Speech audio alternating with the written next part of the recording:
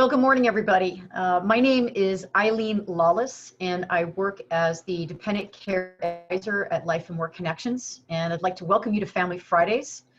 My coworker, Lourdes Rodriguez, who is the Senior Coordinator of Childcare and Family Resources, and I have been working together, presenting topics relating to our current times and how we function with family and work and life and work balance.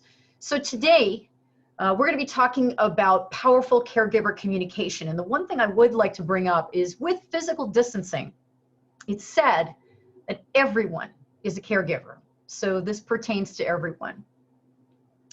As the Dependent Care Advisor, I offer resources and support to those who are caring for adults 18 years of life, right to end of life. And I have been in this position for just about a year now. Prior to that, I worked in healthcare for about 21 years. I've specialized in working with older individuals, but I also have an emphasis on memory care as well as behavioral care. I've worked in hospice, nursing homes, and assisted living situations for that period of time, and I've worked both locally and regionally. So when we talk about powerful caregiver communication, my goals for today are to just go over the basics of communication. But one of the things I've been finding, when you are a caregiver, there's been dynamics of communication, and that's changed prior to physical distancing and now. So we're going to talk about that. I'm going to revisit those aspects of pre, present, and future components of communication. And along with that, we're going to talk about some considerations to be mindful about in regard to communication and some approaches that we can consider. So communication 101. We often think about, like, communication is defined as a process that allows a cyclical exchange of information. So you have nonverbal communication, you have verbal communication, you have the speaker, you have the listener. So, and what happens is with those forms of communication, you devise a shared meaning between those components of the speaker and the listener. So what's been happening with communication? Last week when we talked about workplace productivity, I mentioned that there's a communication tilt. And so with communication, we have new roles. A lot of us, maybe we're not the first person to care for somebody, but maybe we are now. Or we were caring for somebody all the time, but we can't be with them as much as we want to be.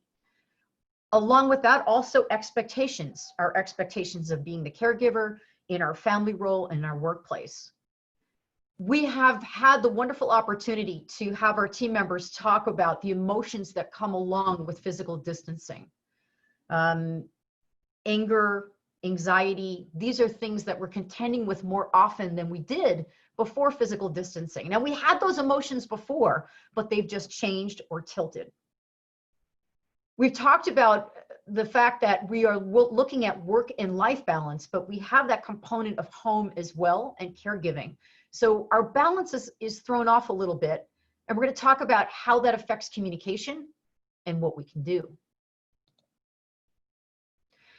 So communication then and now. Now there's a few things that we need to consider when we look at the definition of communication. The first is speaking. We want to make sure that we're clarifying what we have to say. And we notice that because we are physically distanced, we have to be more mindful of the way that we are verbalizing or speaking to other individuals. The other thing that we really need to focus on, and caregiver communication always required that we look at the way that we listen to things, but we have to do that even a little bit more now. This is a biggie. Verbal communication, nonverbal communication, we have to observe. With physical distancing, we have to look for these cues even more. Takes a lot more mindful work and energy to allow us to be able to do that, to get those effective messages across. So some things I want you to think about. Now, I've had the opportunity to work with older individuals for many, many years. And one of the things that we always look at is what type of sensory challenges is that individual dealing with? But we also know that we have to contend with that of people for any age. So these are some things that I just want you to think about. Number one, if a person has a hearing problem, or if the challenge of a person to be able to hear. So for example, if a person can't be face-to-face with you and now they're on the phone, their hearing might be a little bit more challenged. So we need to make sure that we're honing in on that. So if you're with somebody, you need to make sure that you're facing them directly, that you're looking at, and they have the ability to look at your your facial gestures, as well as your nonverbal communication, use of your hands, use of your body, those cues as well. One of the most important things to do, and being a New Yorker, it's a little difficult to do, is you have to make sure that you're speaking clearly, and sometimes you need to slow down. Not to the point where you're being condescending, but to the point where you're able to be understood. One of the things I find is that a lot of times people tend to think if they raise their voice, that's going to help. And what it actually does more than anything is it distorts the message being told. It also brings about some emotion. So the listener, if the voice is being raised, might be interpreting that the emotion is coming in as being more angry or frustrated. So those are the things that we need to keep an eye out for. One of the things I find is that if I get a little bassier with the way I speak and I slow down, a person who has a hearing issue will be able to understand you a little better. Speech. You do have people who have issues with that. For example, my father suffered a stroke and had something called aphasia. So when you would speak to him, it would take a little time for him to understand or process what you were saying. And then it took additional time for him to be able to verbalize that. And me trying to help, I would often try to finish his responses or finish his sentences or his thoughts. And that was very, very frustrating to him. And the more frustrated he got, the more difficult it was for him to verbalize. So those are things. And I always remember when I got my master's degree, one of the biggest things I always remember is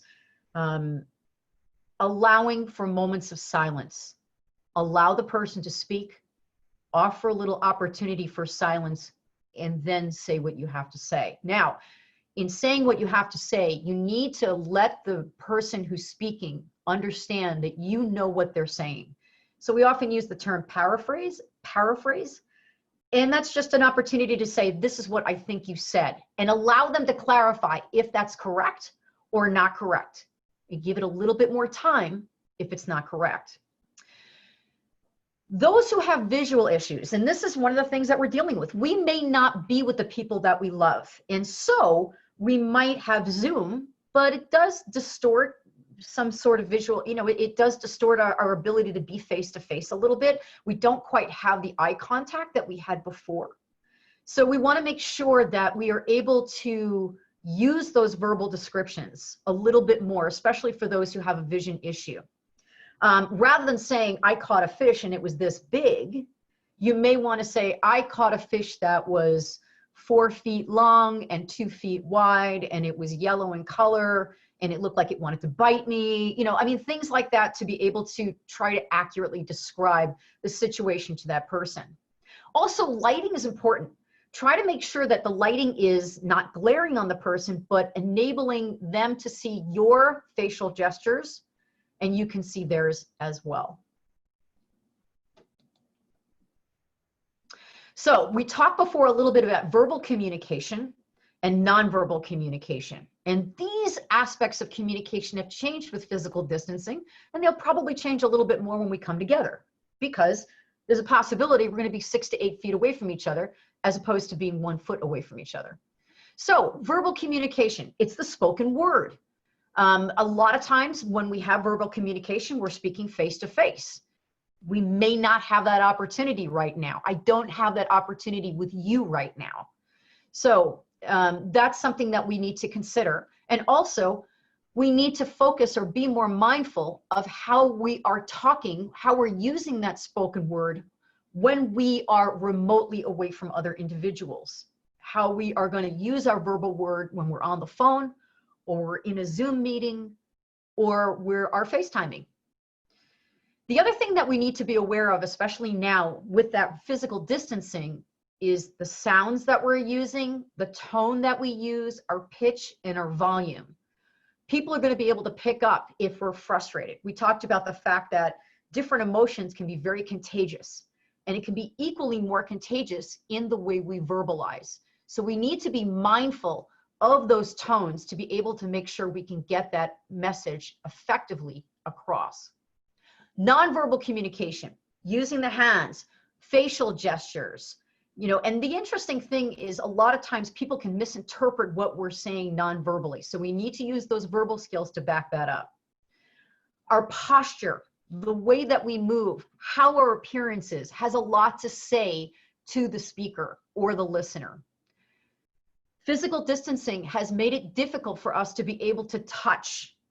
And, Jim Naughton talked yesterday about how hard that can be for a lot of us, and suggested that maybe we can focus and be more mindful of trying to find ways to get towards that feeling of touch. Maybe we can use our verbal words to let people know that we miss that we want to be with them.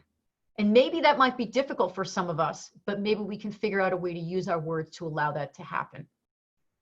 We also want to be aware that we talked about that insight to the speaker's word choice. So be careful about that. And a lot of times what your gestures might be may be very different from what the verbal words are. So for example, if I have my hands on my hips and I've got my posture up and I'm saying, well, it's so good to see you. Very, very different from what I'm saying non-verbally to verbally. So we need to put our energy towards that. We also know that when we use nonverbal communication, that can reflect a sarcasm, anger, joy, but just make sure that there's a correlation between your verbal and your nonverbal. I often have a tendency to put my hands like this or put my arms across like this, and this basically means stay away for a lot of people, or it's just a comfort measure. Now, listening. We already talked about the fact that when we listen, we really need to hone in on that skill, and that's something that all of us can work on. When we need to make sure that when the speaker is speaking, that we are not formulating our ideas for the response. We need to allow them to speak, formulate our response, and then give the response. The other thing we need to make sure of is that we're not engaged in our own thoughts as the speaker is talking. And that's a very, very hard thing to do, especially with all the distractions of physical distancing and all the things that are on our mind and our desire to multitask. We have to be careful about that. Focus attention on the person or the people that you're speaking to. The other thing is we may tend to anxiously await to say what we have to say before the other person has stopped speaking, or basically interrupting them. I know what you're going to say. Let them say what they have to say and then provide that response. Takes a lot of practice. And I think it also takes a reevaluation with physical distancing. One of the things I thought that was profound is that the Dalai Lama said, when you speak, you're only repeating what you already know. But when you listen, you may learn something new. And that's what communication is all about. Okay, so consideration for communication, distractions, be aware of the television. Remember, a lot of times we can get distracted very quickly by everything that's around us, especially in the state of physical distancing. Modes of communication. You're on the phone, remember, you got to think about those verbal gestures, the tone, and just look at what you're using to communicate and be creative with that. Emotions.